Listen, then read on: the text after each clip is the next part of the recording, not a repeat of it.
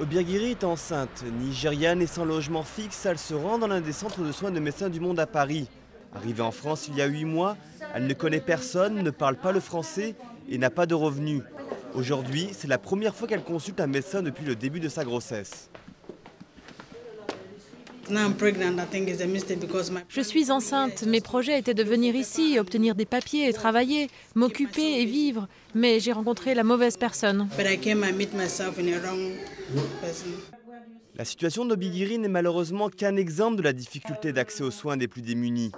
Les soins sont faits de plus en plus tard, les mineurs sont de plus en plus nombreux.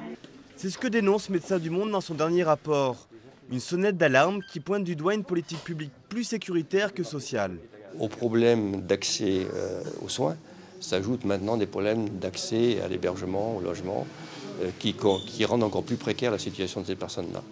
Et ce qui était uniquement un problème de santé devient un problème social majeur, avec une difficulté d'ailleurs souvent à assurer des soins parce que les personnes n'ont pas de chez soi. Donc ça complique beaucoup les choses. Les choses sont compliquées aussi pour Taïssa qui est russe d'Ossétie et Richard géorgien. Arrivé en France il y a tout juste un mois, ce jeune couple a fait une demande d'asile dans l'espoir d'obtenir des papiers. Mais s'ils sont venus dans ce centre, c'est pour la santé de Richard. Il est atteint d'une poliomyélite. Je suis invalide de première catégorie. Je suis venu ici pour des médicaments. C'est très difficile pour moi parce que je ne parle pas français.